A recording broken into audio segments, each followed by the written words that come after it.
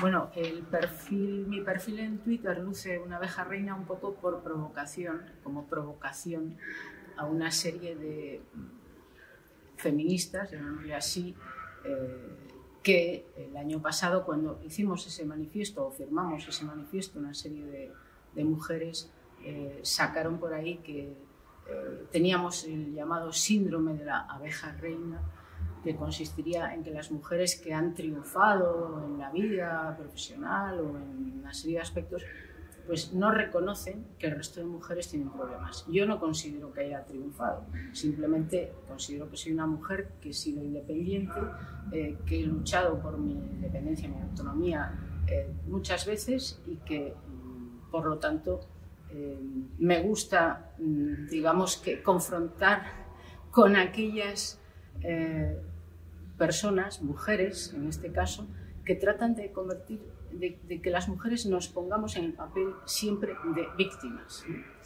Y a la vez que el hombre lo ponen en el papel de dominador o verdugo. Yo creo que ese es un papel, esos dos papeles en que nos sitúan como si hubiera naturalezas opuestas y blindadas de hombres y mujeres, ¿no?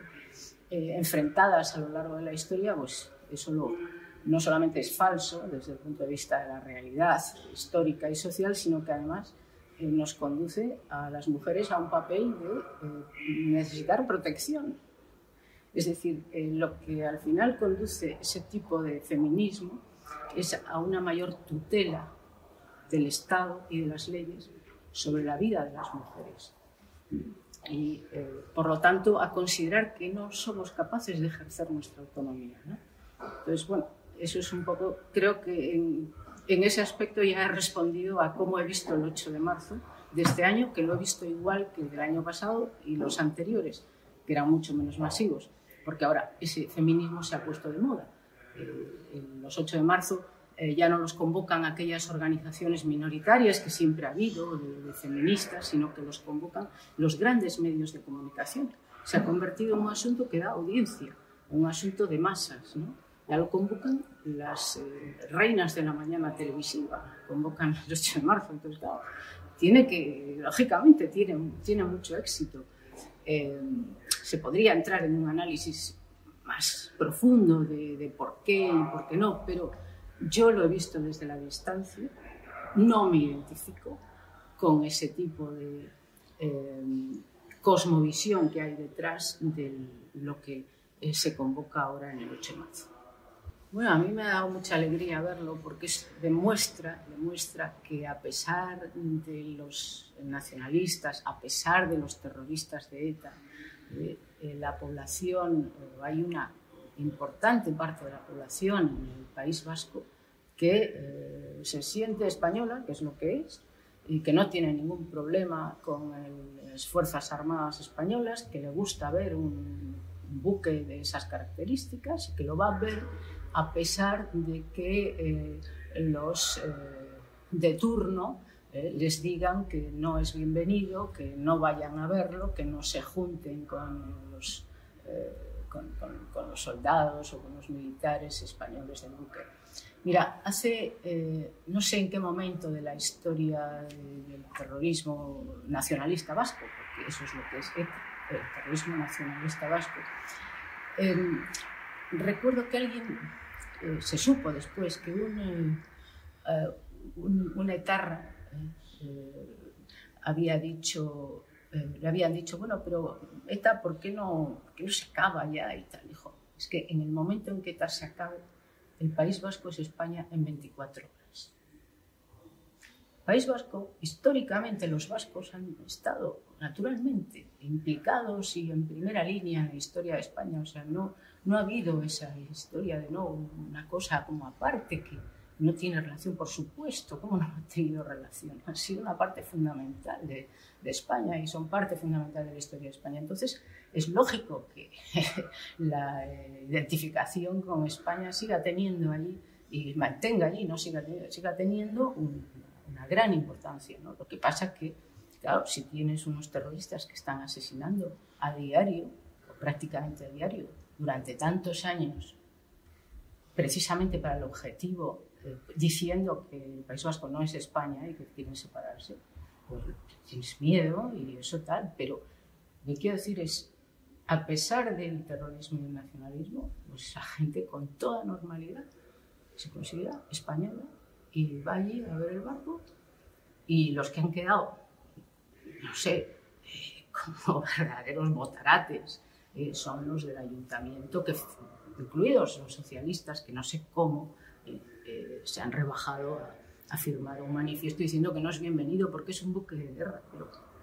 ¿Pero de qué estáis hablando? O sea, ni siquiera sabéis qué tipo de buque es el Juan Carlos I. Se nota que no lo saben. Lo saben muy bien de qué va eso. Se creen que, no sé, es un buque, en fin, básicamente de transporte de tropas, es un buque que sirve también para misiones humanitarias, pero bueno, da igual, sea que sea. O sea, se plantean ahí, los herederos de ETA, plantean ahí una cosa contra las armas, pero si habéis estado utilizando las armas contra civiles y contra militares, pero contra gente indiscriminadamente durante décadas, habéis asesinado a casi 1000 españoles a lo largo de todo este tiempo. ¿Cómo vais a decir ahora que están contra las armas? Bueno, es que me pone enferma, mejor no sigo por ahí. Bueno, las promesas preelectorales suelen ir siempre por parte de algunos partidos en el sentido de bajar impuestos. Luego la realidad postelectoral tiende a ser diferente. De hecho, todos nos acordaremos en 2011, cuando llegó el Partido Popular, pues habían hecho una campaña dando a entender que había que reducir los impuestos y estábamos en plena crisis. Llegan al gobierno y, según su propia explicación, vieron los datos reales de cómo estaban las cosas y llegaron a la conclusión de que no podían bajar los impuestos. No solo no los bajaron, sino que los subieron. De manera que imagino que, como tantos españoles, soy escéptica en general ante las promesas electorales, cosa que es una lástima, ¿no? Porque deberíamos poder creernos. Lo que pasa es que en política se ha ido hacia unos grados de demagogia crecientes, donde se prometen cosas que luego se incumplen, y eso se sigue haciendo quizá porque no pasa factura o porque no hay manera de pasar factura, ¿no? Entonces, bueno, no sabría decir si esas promesas se van a cumplir, pero soy escéptica simplemente. Yo soy más bien de los que piensan primero ver y después creer, ¿no? O sea, yo prefiero el dato y la prueba empírica, y entonces digo, vale, de acuerdo.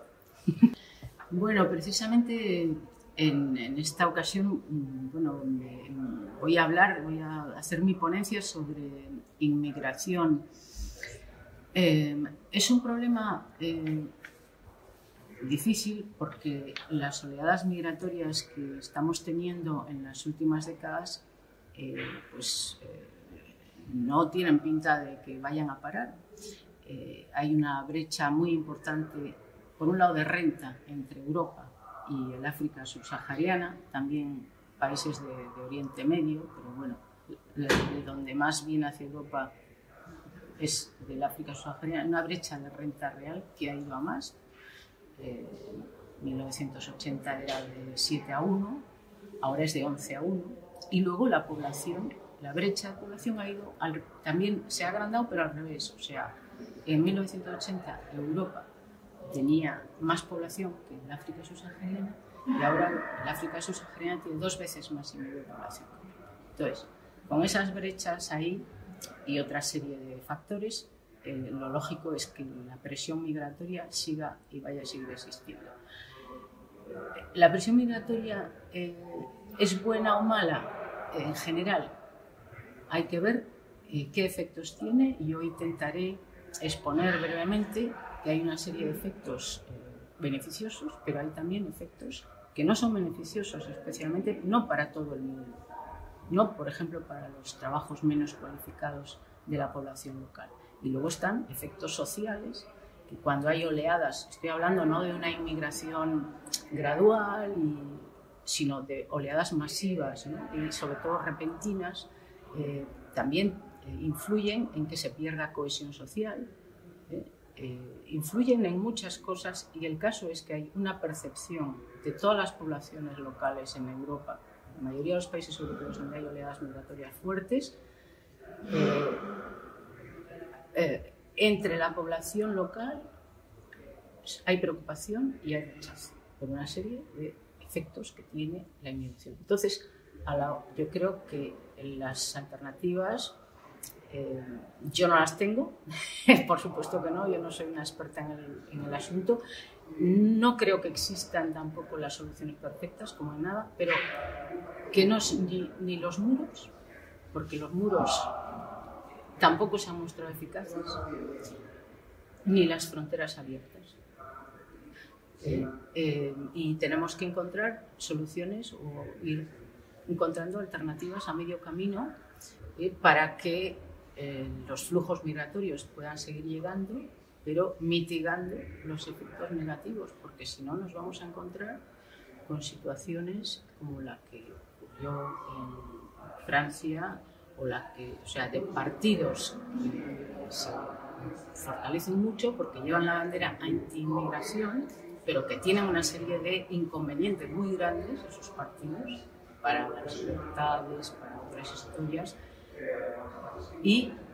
pero se fortalecen porque el resto de las fuerzas políticas no quieren saber nada de aceptar que la inmigración causa problemas. Entonces no podemos, cada vez que alguien dice la inmigración causa este problema, no podemos gritar es racista, porque si gritamos es racista, al final toda esa gente que crees que sufre los problemas o que los sufre en realidad, se va a apuntar a partidos extremistas, pero que llevan en su bandera el acabar con toda la inmigración. Entonces, bueno, es problemático, es un desafío que tenemos y al que de momento en España, a nivel político, se le está respondiendo sobre todo con mucha demagogia y de manera muy pegada a las noticias.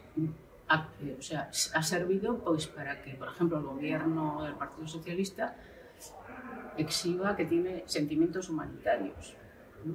Está sirviendo para que algunos digan nosotros tenemos buenos sentimientos y vosotros tenéis malos sentimientos. Y están haciendo aparecer como que solo hay dos alternativas: o abrir las fronteras y que venga quien quiera, o por el otro lado, amurallar las fronteras. Y eso no es así, ni debe de ser así. La inmigración legal no suele ser problemática, ¿no? Lo que pasa que lo que está viviendo, por ejemplo, ahora mismo en España, está habiendo un incremento otra vez de la llegada de inmigrantes después de unos años de frenazo por la crisis económica, cosa que es verdad, cosa que es natural, digamos, ¿no? Que con crisis económica hay menos demanda de trabajo y menos oferta de trabajo, entonces vienen menos inmigrantes y ahora está viniendo más. ¿Y cómo están entrando? Pues están entrando legalmente, pero no porque sean luego inmigración legal, sino que, pues imagínate, visado de turista y luego te quedas, ¿no? Entonces, claro, el inmigrante legal y se tiene que atener a la legislación, sus contratos y todo eso, tiene que atener a la legislación laboral y todo eso que hay en el país. Entre las alternativas a medio camino, que yo voy a simplemente exponer en la ponencia, hay una que es la que utilizan algunos países del Golfo, Estados Unidos, Canadá y algunos otros. Y Alemania también la utilizó en su momento, que eran los Gastarbeiter. Y es que solo aceptas inmigrantes para un trabajo y durante un tiempo determinado. Y luego tienen que retornar a su país. Entonces, esos inmigrantes, por supuesto, a nivel de condiciones de trabajo, de salario, etcétera, van a estar igual que los locales, solo que no van a tener derecho a prestaciones relacionadas con el trabajo. no relacionadas con trabajo, perdón. Bueno, claro, eso también plantea problemas, pero en fin, la economía está regulada. Sí, los inmigrantes se tienen que someter a esa regulación. Sí, ¿cómo les va a afectar a nivel personal cuando vienen de países donde no existen regulaciones? Pues es difícil la adaptación, desde luego, pero no queda otra. De todas maneras, el problema es que toda esa regulación para la inmigración legal se queda, digamos, no sirve, porque a lo mejor donde tienes lo que está viendo sobre todo es inmigración irregular. Pues me parece eso que has comentado de las alternativas que utilizan en países como Alemania, y me parece interesante, no lo sabía. Que utilizaron. Alemania los utilizó en los 60, en los 50, acordaros del milagro económico alemán, ¿no? de la recuperación alemana después de la guerra, y se necesitaban trabajadores, empleados, y entonces se recurrió a gente de otros países, ¿no? Pero eran ese tipo de con esas restricciones. Claro, esa tiene un inconveniente de nuevo, y es que la puedes aplicar si tienes todo muy controlado. Yeah. O sea, aquí el problema es que entras, es lo que se produjo, por ejemplo, en Estados Unidos. Estados Unidos, y está Trump con el muro, y que desde hace años pues hicieron más controles y más restricciones en la frontera con México, ¿no? Y bueno, lo que ha pasado, por lo visto, es que pues sí, esa entrada por ahí a lo mejor se reduce, pero la gente entra legalmente con un visado para una estancia de determinado tiempo y después se queda. Entonces, ¿eso cómo lo controlas, ¿no? Claro, es complicado, ¿no? Luego hay países que son súper selectivos con la inmigración. Claro, por ejemplo, es muy diferente la situación o la problemática de la inmigración con alta cualificación profesional que la que no. O sea, la de alta cualificación profesional la quiere, todo el mundo la busca. Al final se concentra, creo que es en 4 países: Estados Unidos, Australia, Gran Bretaña, no sé si Canadá, bueno, ahora igual se me olvida el dato, pero está concentrada en 4 o 5 países del mundo. Es ahí donde se van, porque es donde las condiciones son mejores, en fin. Pero claro, la problemática es con los menos cualificados.